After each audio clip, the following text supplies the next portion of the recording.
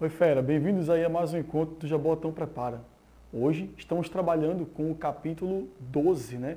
Vamos responder a primeira parte desse capítulo, que trata de progressão textual, coesão e coerência. Só para lembrar vocês, progressão textual diz respeito à evolução que o texto tem, né? A gente começa de um ponto e ele necessariamente precisa progredir, seguir adiante. E para que isso aconteça com clareza e precisão, a gente usa as ferramentas de coesão e coerência, que dizem respeito, respectivamente, à estrutura, né? A coesão são os elementos de conectivos que nós empregamos no texto, e a coerência é o sentido, que depende da coesão para acontecer de forma clara, né? De forma a ser compreendida sem maiores dificuldades. Então, vamos seguindo aí em frente que o capítulo vai tratar sobre esse tema, tá? Bom, primeiro a gente encontra um texto que nós já conhecemos bem, né? Já lemos em outras aulas nossas aqui, que é uma matéria intitulada 64% dos venezuelanos perderam média de 11 quilos por falta de alimento. Fala sobre insegurança alimentar. A gente vai avançar e vai direto para a questão, e se for o caso a gente volta aqui, tá bom? Acompanhe comigo a leitura agora dos itens que compreendem esta questão. Começamos por aqui pelo enunciado. Julgue as afirmativas abaixo quanto a aspectos gramaticais e coesivos presentes no texto. Olha só o item 1, diz assim para a gente. No trecho, a Encov, realizada a cada ano desde 2014, foi elaborada com informações obtidas entre os meses de julho e setembro. Por isso, os pesquisadores deixaram claro no dia da sua apresentação que esses resultados não refletem, aí ele fecha as aspas, né? O termo sublinhado, que ali é o SUA, é utilizado como elemento de retomada de pesquisadores. Bom, aquele SUA está fazendo referência justamente à pesquisa, né? E não aos pesquisadores. É diferente, né? O SUA faz referência a uma outra palavra que não é a palavra pesquisadores. Então esse item 1 ele é falso, né? Vamos ver agora o item 2. Além disso, 78% dos entrevistados dizem que não conseguem muitos dos alimentos da cesta básica. A locução adverbial destacada, que é além disso, é utilizada pelo autor para contrastar o dado em questão a outros apresentados no parágrafo anterior. Na verdade, gente, a expressão além disso não vai colocar em contraste, né? Se fosse contraste, seria adversativa, ou além disso, dá a ideia de soma. Então ele não vai contrastar, ele vai somar essa informação nova, que está no item 2, com a informação do parágrafo anterior, ok? Então o 2 também está falso. Vamos ver o 3, põe na tela. No fragmento, abre aspas, há 20% que não tomam café da manhã e os lanches estão praticamente eliminados, enquanto 70% dizem que não conseguem comprar alimentos saudáveis e equilibrados, fecha aspas. É correto substituir o termo sublinhado por ao passo que, sem que haja perda de sentido. Então teríamos o seguinte, há 20% que não tomam café da manhã e os lanches estão praticamente eliminados, ao passo que 70% dizem que não conseguem comprar alimentos. Ok, o sentido seria mantido, então o item 3 ele é verdadeiro. Por enquanto, estamos aí apenas com o item 3. Os itens 1 e 2 foram falsos, né? Vejamos o item 4. Abre aspas, ela explicou ainda que 61% dos consultados disseram ter ido para a cama com fome porque não contavam com alimentos suficientes. A conjunção sublinhada, que é o porquê, introduz a oração com valor causal. Exato, pessoal. A conjunção porque ele está dando a ideia de causa. Então a gente vê que é o motivo pelo qual eles iam dormir com fome, né? O fato de não contarem com esses alimentos. E aí o item 5 agora para a gente fechar a questão. No excerto, abre aspas, ela explicou ainda que 61% dos consultados disseram ter ido para a cama com fome, fecha aspas. O pronome sublinhado, que seria ainda, retoma a pesquisa sobre condições de vida na Venezuela. Bom, gente, aí na verdade esse item 5 não vai dar ideia de retomada, mas ideia de soma também, né? Então a gente vai ter que agora chegar numa conclusão. Neste caso, a gente só tem aí como itens verdadeiros o 3 e o 4, né? Portanto, nossa resposta, letra C, confirmadíssima aí, a letra C enquanto resposta. Tranquilo? Vamos avante? Olha só, aí o texto 2 também é outro texto já conhecido nosso, nós já lemos em outro momento de aula. Traz uma definição, né, uma breve definição sobre os movimentos sociais. Eu vou avançar, se for o caso, a gente volta aí ao texto para fazer a consulta de acordo com os itens que estão devidamente marcados aqui, né? Vamos dar uma olhadinha na questão, olha só. O pronome relativo no qual, ou ali de repente o qual, referência 1 do segundo parágrafo, cumpre a função coesiva no texto 2, pois retoma. Então, ele vai retomar alguma coisa. Vamos lá no segundo parágrafo, para a gente ver qual é essa referência número 1. Voltar aqui um pouquinho para a gente dar uma olhadinha lá na ref 1. Bom, encontramos aqui, ó, tá na primeira, segunda, terceira, quarta, quinta linha. Mas eu vou ler um pouquinho antes, tá? Olha só. Cada sociedade ou estrutura social teriam como cenário um contexto histórico ou historicidades, no qual, então veja que a palavra no qual está se referindo a quem? Ao cenário, né? Seria o cenário que faz aí o contexto histórico. Só relendo, como cenário, um contexto histórico ou historicidade, no qual, assim como também apontava Karl Marx, estaria posto um conflito entre classes. Então, essa expressão no qual está retomando o contexto histórico, né? Como um cenário, um contexto histórico, no qual é o contexto. Bom, então vamos lá, voltar para a questão, já sabendo agora que é o contexto histórico. Pronto, letra A é a nossa resposta, né? Tem muito que a gente pensar. Quando você volta para o texto, você vê que a expressão no qual está retomando ali o contexto histórico. Inicialmente eu fiz uma confusão com a palavra cenário, porque ela aparece ali do lado, mas eu percebi que o cenário pertence a um outro referente. O elemento que é retomado é o contexto histórico. Então, letra A é a nossa resposta aí, com certeza, né? Confirmado aí na tela. Vamos seguindo agora para a questão número 3. Para a gente ler a questão 3, um outro texto conhecido nosso já chamado Antes que elas cresçam. Vou avançar também, caso a gente precise, a gente volta aqui para o texto, né? Bom, aí na telinha de vocês, acompanha comigo, tem o seguinte, ó. Na oração, há um período em que os pais vão ficando órfãos dos próprios filhos, fecha aspas. O termo sublinhado, que é órfãos, né, demonstra, letra A, o quanto os pais se sentem apoiados pelo filho. Quem é órfão não está com apoio, né, gente? Pelo contrário, está sem apoio, está sozinho. Letra B, o sentimento de solidão que os pais vivem em relação aos filhos. O órfão tem essa coisa de se sentir sozinho, né, dependendo do contexto. Acho que aí no caso dos pais, como os filhos saem de casa, né, saem de perto, eles se sentem órfãos, ficam sem a companhia dos filhos, se sentem sozinhos. Letra C, o egoísmo vivido por grande parte dos filhos, não, né? A insatisfação familiar que ocorre na maioria dos lares, ou a alegria dos pais ao se verem cercados dos filhos. Se fossem órfãos, a lógica, né, seria a gente falar com relação à solidão, porque os filhos não estão presentes mais na vida dos pais como já tiveram um dia. Então vamos confirmar aí nossa resposta. Olha só, letra B mesmo. O sentimento de solidão que os pais vivem em relação aos filhos. Os filhos se casam, vão embora, saem de casa e os pais ficam órfãos, né? Ficam se sentindo ali sozinhos.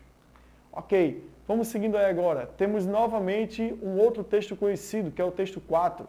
A gente, inclusive, se eu não me engano, lemos esse texto aí, né? Nós lemos esse texto na resolução do capítulo 11, parte 2. O fim do livro de papel. Vamos avançar aqui um pouquinho. Se for preciso, a gente volta, né? Olha só, questão 4. Para estabelecer unidade de sentido, os textos são construídos com recursos que permitem articulação entre suas partes. São os recursos coesivos, turma. Quanto à ligação entre os parágrafos do texto 4, analise as afirmativas abaixo. Olha só, o item 1 diz o seguinte. A relação entre o segundo e o primeiro parágrafos se estabelece por meio da elipse, pois o verbo ser em foi uma revolução sem igual na história, retoma a criação da prensa de tipos móveis descrita no primeiro parágrafo. Bom, como eu disse, vamos voltar aqui rapidamente para o primeiro parágrafo e a gente encontra o seguinte. Deixa eu ver aqui, o trecho é adequado para a gente poder observar o fenômeno, né, que ocorreu aqui. Bom, iniciando o segundo parágrafo, a gente tem o seguinte. Foi uma revolução sem igual na história e blá, blá, blá. Quando a gente volta, né, lá para cima, a gente vê que ele fala da prensa mesmo. Depois dela, né, que ele já se refere aqui à prensa, à Bíblia de Gutenberg, na verdade, os livros deixaram de ser obras artesanais exclusivas de milionários e viraram o que viraram. Graças a uma novidade, a prensa de tipos móveis, que era capaz de fazer milhares de cópias no tempo que um monge levava para terminar o manuscrito. Então esse item 1, pessoal, ele é verdadeiro. A gente consegue perceber que realmente o verbo ser ele foi ali, ele sofreu uma supressão, né? E diante da elipse, a gente percebe que ele retomou realmente a história da prensa dos tipos móveis de Gutenberg. Então, esse item 1 ele é verdadeiro. O parágrafo 2 retoma o primeiro parágrafo a partir de uma elipse. Perfeito. Vamos ver agora o item 2, né? O terceiro parágrafo é iniciado pela conjunção mas, que introduz uma ideia oposta à construída no parágrafo anterior. 2 pontos aí para abrir a explicação, né? A superação do papel impresso pelo crescimento da internet. Sendo assim, há uma quebra de expectativa. Vejamos, olha só. Aqui nós temos no finalzinho do parágrafo 2, né, o seguinte. Foi uma revolução sem igual na história e blá blá blá. Só que é uma revolução que já acabou. Há 10 anos pelo menos, quando a internet começou a crescer para valer, ficou claro que ela passaria uma borracha na história do papel impresso e começaria outra. Olha lá o mais, ó. Mas aconteceu justamente o que ninguém esperava. Então, gente, com certeza, é uma quebra de expectativa. Ele ainda confirma quando diz aconteceu justamente o que ninguém esperava.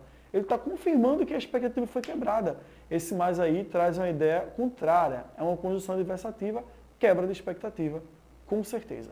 Então o item 2 também é verdadeiro. Vamos ver o item 3? Com a afirmação, abre aspas, você sabe por quê, fecha aspas, que inicia o quarto parágrafo, o autor mantém a continuidade textual, por meio da resposta às questões retóricas que finalizam o terceiro parágrafo. Bom, vamos voltar um pouquinho para o final do terceiro parágrafo. Olha só, realmente tem perguntas retóricas, né? Aí, ó, por que o livro não morreu? Como uma plataforma que, se comparada à internet, é tão arcaica quanto folhas de pergaminho ou tábuas de argila, continua firme. E ele começa o parágrafo 4 assim, você sabe por quê. Então, realmente, ele retoma aí respondendo às perguntas retóricas, né? Esse item 3 também é verdadeiro. Então, por enquanto, os itens 1, 2 e 3 foram todos verdadeiros. Vamos ver aqui o item 4. Em, abre aspas, mas esse amor só dura porque, fecha aspas.